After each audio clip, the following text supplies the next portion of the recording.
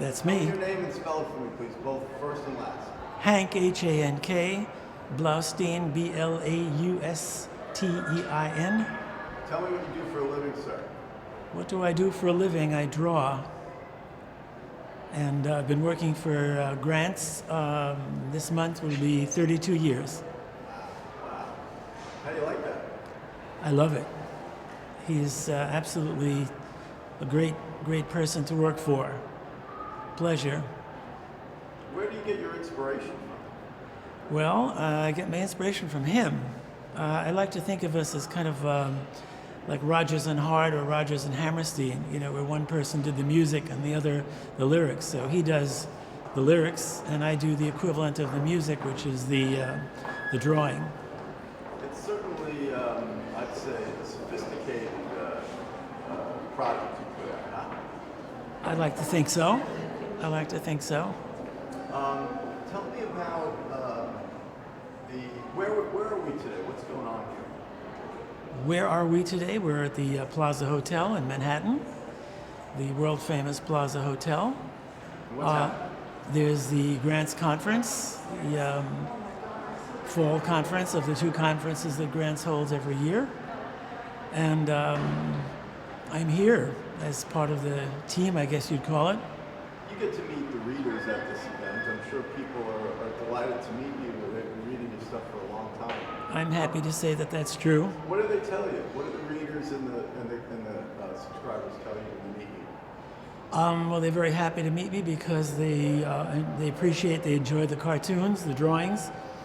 And I don't know if you guys know, but I was interviewed by Bloomberg, I think it's a year and a half ago. And I was asked where I get my ideas from, and I told them the same thing that I've told you. And it seems there are still people who believe that I make up the concept, that I come up with the concept, and I don't. And I told the interviewers on the Bloomberg piece that I basically, it's kind of an odd combination that I'm working with Jim, because I'm very unschooled and unknowledgeable about the world of finance. So to be connected to it so intimately is kind of amusing. And on this Bloomberg piece, one of the interviewers kept asking me for my predictions about the market and so forth. And of course, I had to chuckle because I have no idea. So this is a confluence of skill and luck. Exactly. Yeah. They say it's better to be lucky than to be good, right? Well, I think you need to be both. I think you need to be both. Tell me that. My voice isn't going to be heard. Yeah, I think it's a question of being good or having some talent, which I think I have, immodestly speaking, but truthfully, and luck. I met Jim. I was freelancing for Barron's in the 1970s, and Jim was writing for Barron's at that time. Yeah. Keep going. Going rolling. Rolling.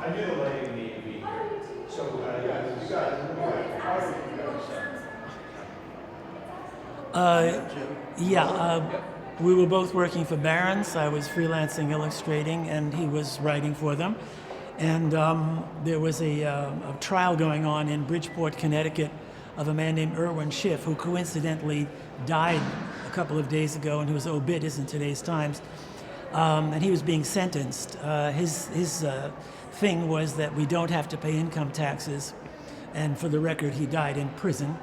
At any rate, Jim was writing the piece and I was doing the illustrating, so we actually met on Metro North on our way to Bridgeport. And then it turned out we were neighbors.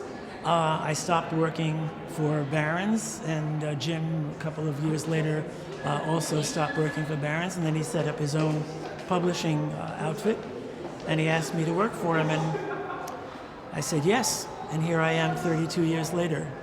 Take off some of the highlights in the last 32 years. Highlights, professional highlights of cartoons you're really proud of. Tell me about what sticks out there. And then bring it home with a little homage to Mr. Grant. Oh, that I would do with pleasure. Gosh, it's been a long run.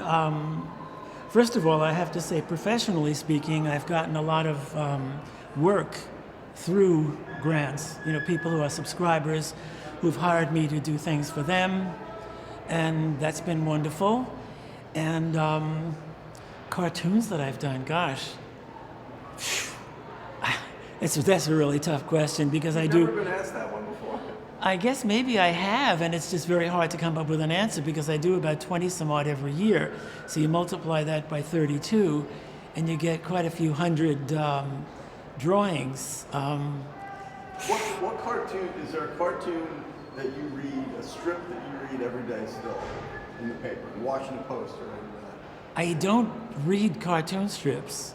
When I was a boy, I was fascinated by Disney, Donald Duck being my favorite because we have a lot of similarities of personality. I will not imitate him right now. But I don't know. I guess it's one of the fun things with Jim is drawing bears, I would say. That's what sticks out at the moment. I'm sure I can think of others. How many bears? Oh. Tell me something like Dozens of bears. Over the years I've drawn, and then finish the sentence. Many bears in many poses, doing many things. Bears as bears, bears wearing suits, bears as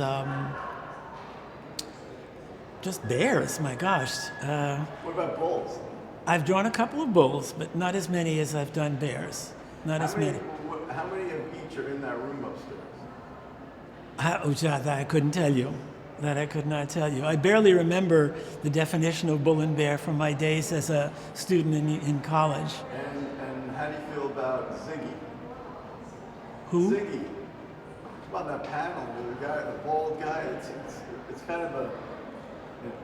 How old is Ziggy? I mean, Ziggy's. Who is Ziggy? I'm missing the reference. I'm sorry. Did you ever watch Seinfeld? Yes. Okay. Oh yeah. There's a whole episode about a New Yorker cartoon. Yes. With Ziggy. I don't remember the Ziggy part. I was just talking about that. That's the one where Elaine doesn't understand the cartoon, and she goes into the New Yorker office saying, tell me why this is funny. That's the episode. And and her boss says, I know where I've seen that before. It's a Ziggy. Ha. Okay. Now, anyway, bring it home with a little Jim Grant. Well, again, this is one of the happiest encounters of my life, meeting Jim Grant. We speak very infrequently, and our biweekly contact is a phone call from him to me, saying good morning and how are you, and then telling me that I want an aerial view of the Federal Reserve Bank, or I want two bears sitting at a breakfast table, or I want some traders sitting at their desk, and they're saying this and doing that, and one of them looks this way and the other one looks that way. Click, the conversation is over, and then I go up to my drawing board, and somehow or other the picture just oozes out from my brain through my arm. And that's the way we work, and it's a pleasure. He's a pleasure. He's the definition of an erudite gentleman. All right. And what else? You know any knock-knock jokes? Well, my thing with knock-knock used to drive people crazy is if you say knock-knock, go ahead. Knock-knock. Come in.